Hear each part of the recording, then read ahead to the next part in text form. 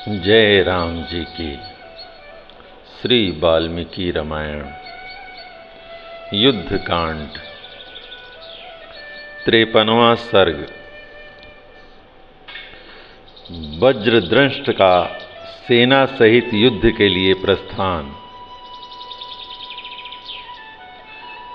वज्रदष्ट द्वारा बानरों का तथा अंगद द्वारा राक्षसों का संहार। धूमाक्ष के मारे जाने का समाचार सुनकर राक्षस राज रावण को महान क्रोध हुआ। वह फुफकारते हुए सर्प के समान जोर जोर से सांस लेने लगा।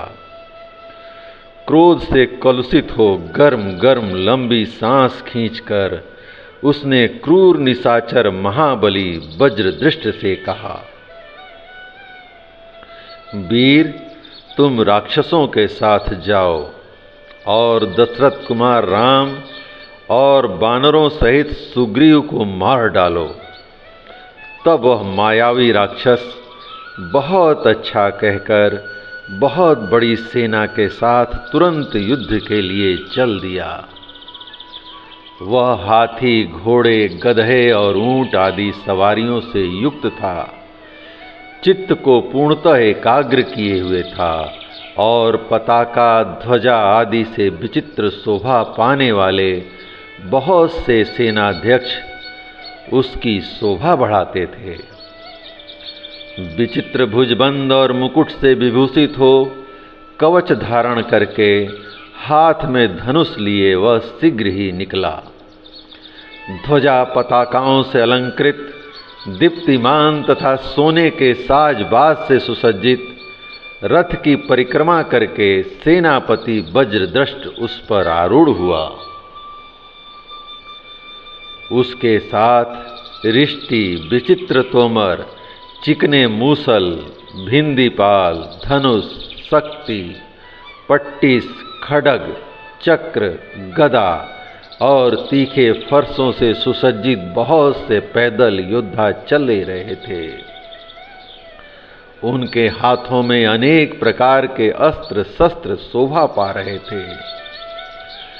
विचित्र वस्त्र धारण करने वाले सभी राक्षस अपने तेज से उद्भासित हो रहे थे। शौर्य संपन्न मदमत्त गजराज चलते फिरते पर्वतों के समान जान पड़ते थे।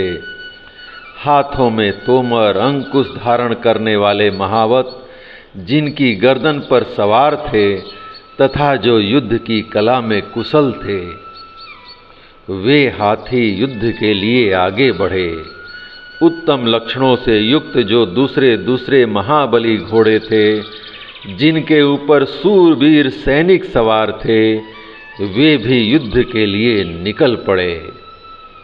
युद्ध के उद्देश्य से प्रस्थित हुई राक्षसों की वह सारी सेना वर्षा काल में गरजते हुए बिजलियों सहित मेघों के समान शोभा पा रही थी। वह सेना लंका के दक्षिण द्वार से निकली, जहां बानर युद्धपति अंगद राह रोके खड़े थे। उधर से निकलते ही उन राक्षसों के सामने अशुभ सूचक अपशकुन होने लगा। मेघ रहित आकाश से तत्काल दुस्सह उल्कापात होने लगा। भयानक गीदड़ मुंह से आग की ज्वाला उगलते हुए अपनी बोली बोलने लगे। घोर पशु ऐसी बोली बोलने लगे जिससे राक्षसों के संहार की सूचना मिल रही थी। युद्ध के लिए आते हुए योद्धा बुरी तरह लड़खड़ा कर गिर पड़ते थे। इससे उनकी बड़ी दारुण अवस्था हो जाती थी। इन उत्पात सूचक लक्षणों को देखकर भी महाबली वज्रदृष्ट ने धैर्य नहीं छोड़ा। वह तेजस्वी वीर युद्ध के लिए उत्सुक होकर निकला। तीव्र गति से आते हुए उन राक्षसों को देखकर विजय लक्ष्मी से सुशोभित होने वाले बानर बड़े जोर जोर से गर्जना करने लगे। उन्होंने अपने सिंहनाद से संपूर्ण दिशाओं को गुंजा दिया। तदंतर भयानक रूप धारण करने वाले घोर बानरों का राक्षसों के साथ तुमुल युद्ध आरंभ हुआ। दोनों दलों के योद्धा एक दूसरे का वध करना चाहते थे। वे बड़े उत्साह से युद्ध के लिए निकलते, परंतु देह और गर्दन कट जाने से पृथ्वी पर गिर पड़ते थे। उस समय उनके सारे अंग रक्त से भीग जाते थे। युद्ध से कभी पीछे न हटने वाले और परिघ जैसी बाहों वाले कितने ही सूरवीर एक दूसरे के निकट पहुंचकर परस्पर नाना प्रकार के अस्त्र शस्त्रों का प्रहार करते थे। उस युद्ध स्थल में प्रयुक्त होने वाले वृक्षों, शिलाओं और शस्त्रों का महान एवं घोर शब्द जब कानों में पड़ता, तब वह हृदय को विदीर्ण सा कर देता था। वहाँ रथ के पहियों की घरघराहट, धनुष की भयानक टंकार तथा शंख, भेरी और मृदंगों का शब्द एक में मिलकर बड़ा भयंकर प्रतीत होता था। कुछ योद्धा अपने हथियार फेंककर बाहु युद्ध करने लगते थे। थप्पड़ों, लातों, मुक्कों, वृक्षों और घुटनों की मार खाकर कितने ही राक्षसों के शरीर चूर चूर हो गए। रण दुर्मुद बानरों ने शिलाओं से मार मार कर कितने ही राक्षसों का चूरा बना दिया था।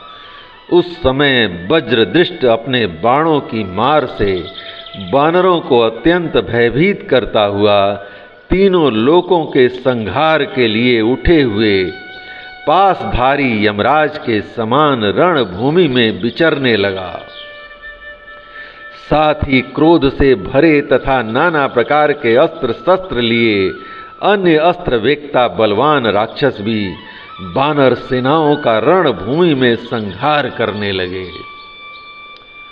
किंतु प्रलय काल में सर्वतक अग्नि जैसे प्राणियों का संहार करती है, उसी तरह बाली पुत्र अंगद और भी निर्भय हो दूने क्रोध से भरकर उन सब राक्षसों का वध करने लगे। उनकी आंखें क्रोध से लाल हो रही थीं। वे इंद्र के तुल्य पराक्रमी थे। जैसे सिंह छोटे वन्य पशुओं को अनायास ही नष्ट कर देता है, उसी तरह पराक्रमी अंगद ने एक वृक्ष उठाकर उन समस्त राक्षस गणों का घोर संहार आरंभ किया। अंगद की मार खाकर वे भयानक पराक्रमी राक्षस सिर फट जाने के कारण कटे हुए वृक्षों के समान पृथ्वी पर गिरने लगे। उस समय रथों, चित्र विचित्र ध्वजों, घोड़ों, राक्षस और बानरों के शरीरों तथा रक्त की धाराओं से भर जाने के कारण वह रणभूमि बड़ी भयानक जान पड़ती थी। योद्धाओं के हार, बाजूबंद, वस्त्र और शस्त्रों से अलंकृत हुई रणभूमि शरत काल की रात्रि के समान शोभा पाती थी। अंगद के वेग से वहां उस विशाल राक्षस सेना उस समय उसी तरह कांपने लगी जैसे वायु के वेग से मेघ कंपित हो उठता है। जय राम जी की।